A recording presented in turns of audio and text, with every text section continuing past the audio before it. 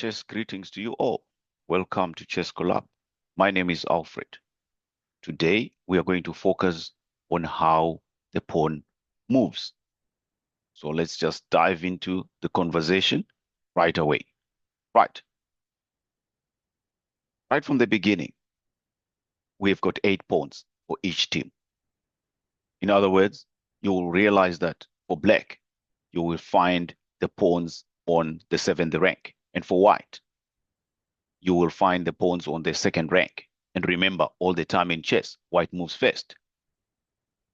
And especially, but when we are exercising, we will be alternating black and for white as well. So just remember that as well. Right. A pawn moves up the board one step only, and it moves forward. Right, for example, the pawn on E3, it have moved from E2. In this case, it was there on E2, and it have moved to E3. Then let's show.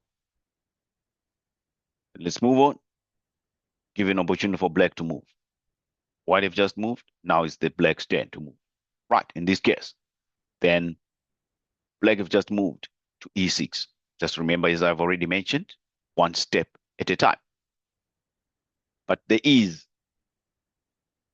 an option only right from the beginning. Right, let's see. Let's look at the option. They are also allowed to move either 1 or 2 squares forward only on their first move. So that means they've got 2 options which they have to choose from. It's either it can move 1 step or it can move 2 steps. Then later on, afterwards, it moves 1 step.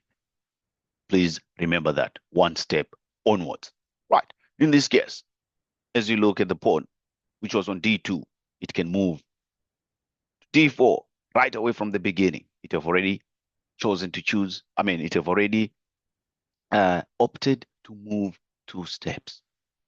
Right. In this case for black have already also decided to follow suit, to follow the white queen, how it have done it, 2 steps.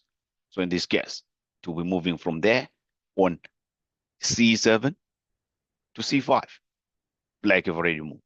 Right, in this case, there is another example. The black pawn have got an option to move to C, G6 or G5. Right, that's why I have got those 2 arrows to represent the 2 options. But remember, you only choose 1 option. That's how the pawn moves. Right, in this case, B3 or B4, that's the option for the white pawn on B. Pawns are weak, but they've got a potential. Cannot move backwards. That's the only piece which cannot move backwards. The pawn. If you remember that, that will be great. It might sound a lot for the pawn, but I'm sure indeed you get it as time goes on. Let's move on. Let's check on the potential of the pawn. Right. The pawn, when it gets to the end, it can change to become another piece. In this case, if we have a pawn on A, A2, if it moves step by step until it gets to the end, it becomes a queen. In other words, it can become other bigger pieces. In this case, we've got the queen for the A2 pawn, which is going to become a queen, as you can see there. The pawn can become stronger, as I've already indicated. Can be a knight, can be a bishop, can be a rook. So as the queen, as I've already indicated. But it cannot remain a pawn. So once it gets to the end of the chessboard there, it changes to become a stronger piece. That's the advantage. That's the potential of the pawn. Right, there we go. We've got a black pawn. If it gets to G1 without being captured, it changes. It can be a rook. It can be a bishop. It can be a knight, as I've already previously mentioned.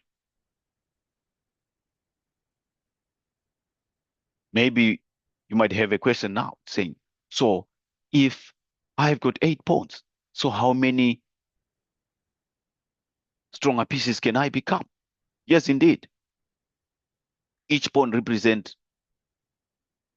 can represent a bigger piece as long as you manage to sail through to the other end of the chessboard and it changes.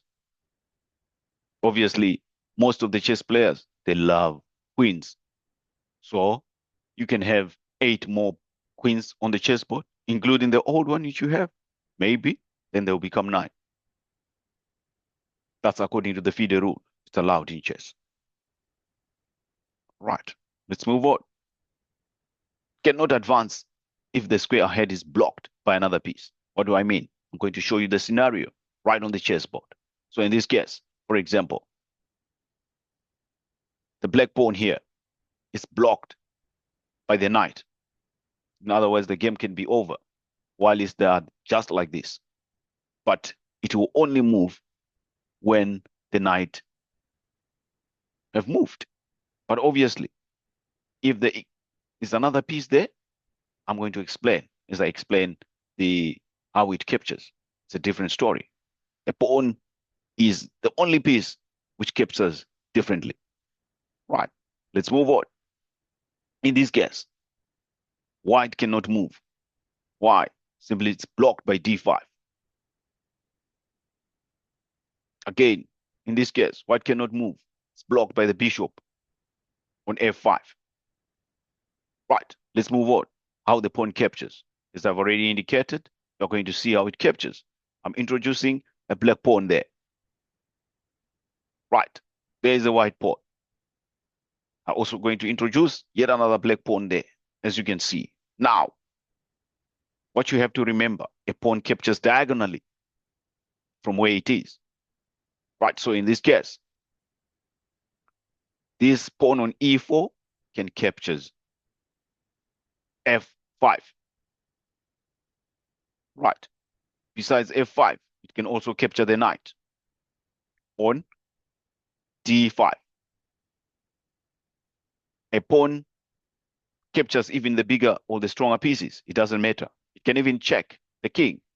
So please remember that all the time. As you can see here, black is attacking there. It can capture the white knight. Right.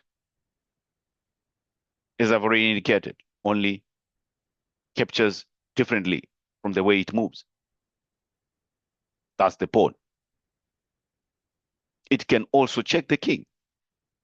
Right. That's all about the pawn. That's all I wanted to cover for this lesson. Please remember to subscribe and also share. In the next session, we are going to look at how the knight moves.